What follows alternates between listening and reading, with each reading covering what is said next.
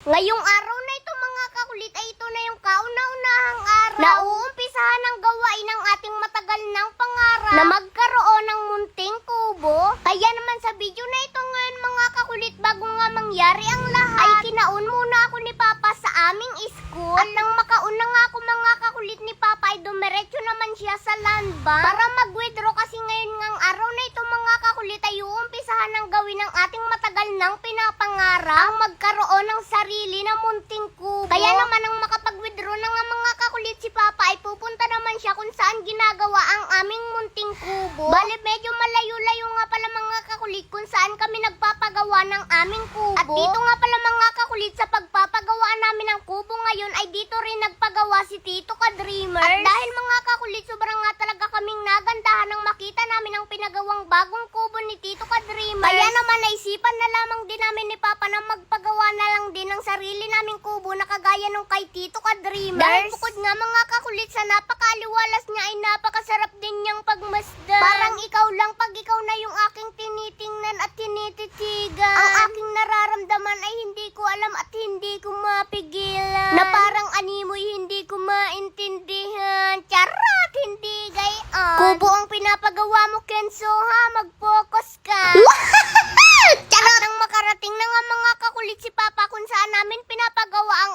aming kubo, ay talaga namang very excited mga kakulit, dahil talagang pagdating ni Papa ay inuumpisahan na nila. Kaya naman sobrang nakakatuwa talaga mga kakulit, dahil yung matagal na nga naming pinapangarap mga kakulit na magkaroon kami ng sarili naming munting kubo, ay ngayong araw na ito ay makikitang inuumpisahan na. Kaya naman yung matagal na naming pinapangarap ay ngayong araw na ito ay makikitang matutupad na. Kaya naman sobrang saya at ligaya talaga ng aking nadarama. Yung saya at ligaya na ngayon ko lamang ulit nadarama. Charot! Hindi gayon.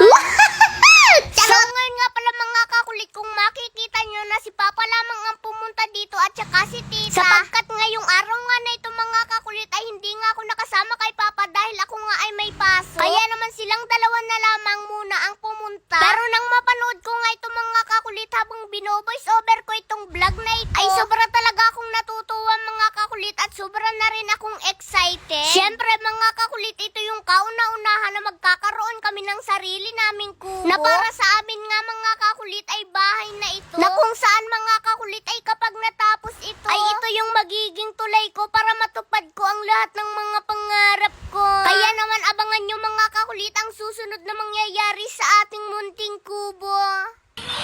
Uy! Tingnan nyo naman kung gaano kalaki na panalunan ko for the first time. 71,200 pesos. O diba? For the first time, 71,200 agad na napanalunan ko. Kaya ano pang hinihintay nyo? Nasa comment section ang link, mag-download at mag-register na kayo. At sa bawat magre-register, screenshot nyo lang at isend nyo sa comment section kasama ang GCash number nyo at baka isa kayo sa mapipili ko. So ngayon, tuturuan ko naman kayo kung paano maglaro dito kay PH Pasay. So ayan, subukan natin maglaro dito sa Super Ace. Nagbebet lang ako dito na 500. Then, spin lang. Ayan, oh, 1.8. Uy, scatter. Okay. Uy, 4,000. 3,000. 1.5. Wow. Grabe. Uy, 7.2. Uy, 24,000. Wow. 6,000. Uy. Tingnan nyo naman kung gaano kalaki na panalunan ko for the first time. 71,200 pesos. Ayan, oh. Oh. Ayan. O, diba? For the first time, 71,200 agad na napanalunan ko. Kaya ano pang hinihintay nyo? Nasa comment section ang link, mag-download at mag-register na kayo. At sa bawat magre-register, screenshot nyo lang at isend nyo sa comment section kasama ang GCash number nyo at baka isa kayo sa mapipili ko. Yun lang.